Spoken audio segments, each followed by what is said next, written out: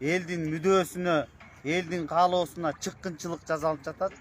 Бул Кыргызстан мамлекетине биздин балдарыбыздын, неберелердин, кичинекей бөбөктөрдүн, сырттагы мигранттардын тагдырына чыккынчылык жасап атат.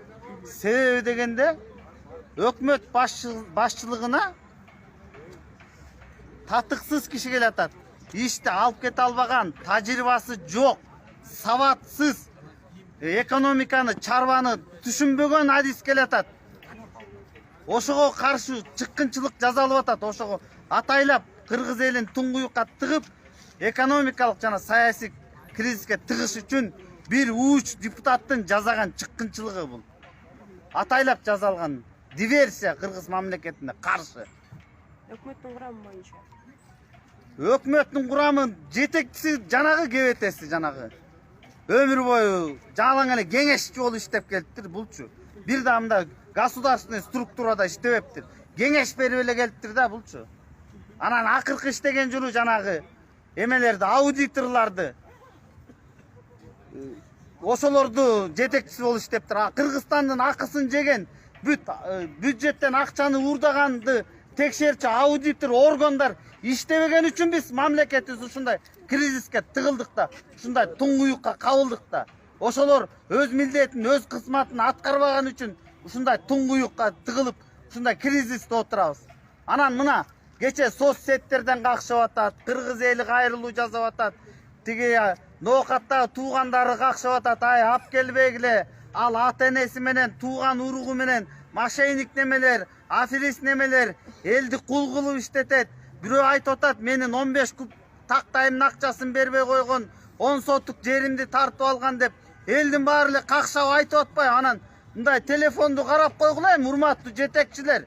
Телефонду карап, элдин пикирин угуп, эл каршы болуп атат, тажрыйбасы жок экен, бир да эмеде иштебептир. Анан кайсы эме менен алып келе атасыңар? Эмне ниет менен алып келе атасыңар? Бияка реформатор керек болчу, реформатор.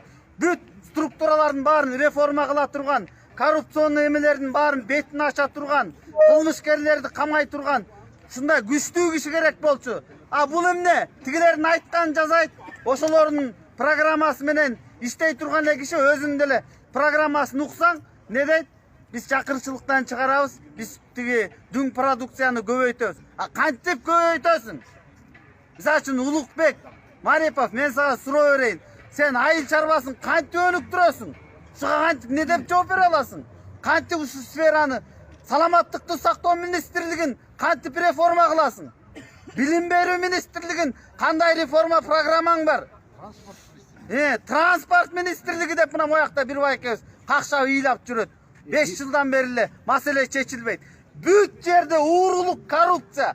Бүтүндөй жерде, бүтүндөй министрликте. Азыр 12 министр шайлайм деп атасың. Аныңдын баары коррупционер, уурулар, бурунку эле уурулар. Эчтеке реформа кылган эмес.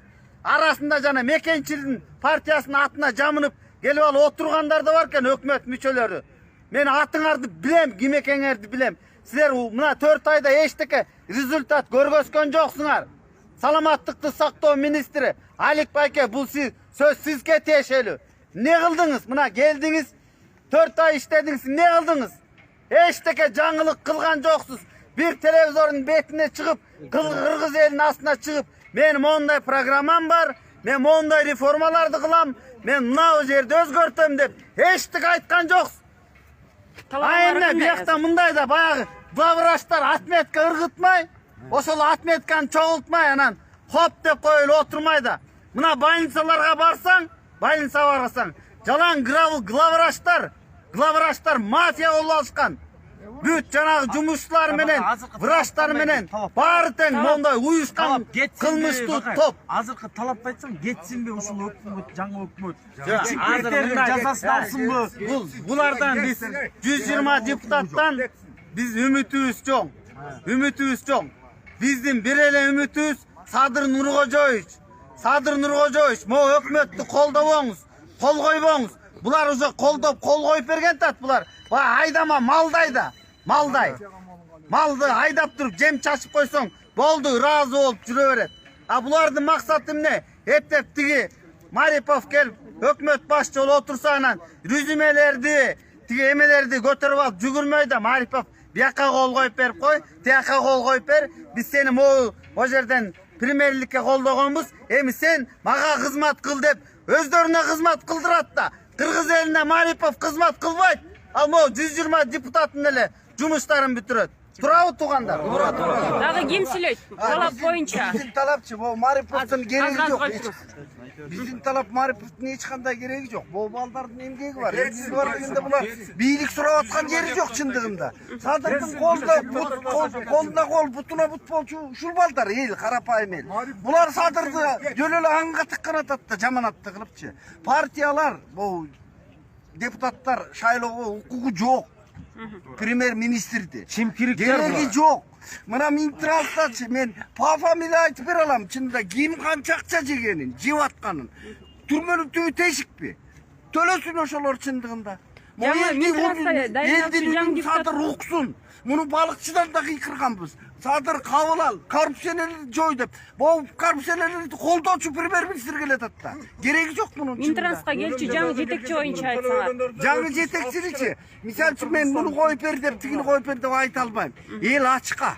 Чындыгында шопурлар эч жака жыла албай турат. Мен канча Садыр тетигилер депутат болгондон баштап билет мени. Мисалы үчүн бир шопур тыңгылыктуу иштей албай атат.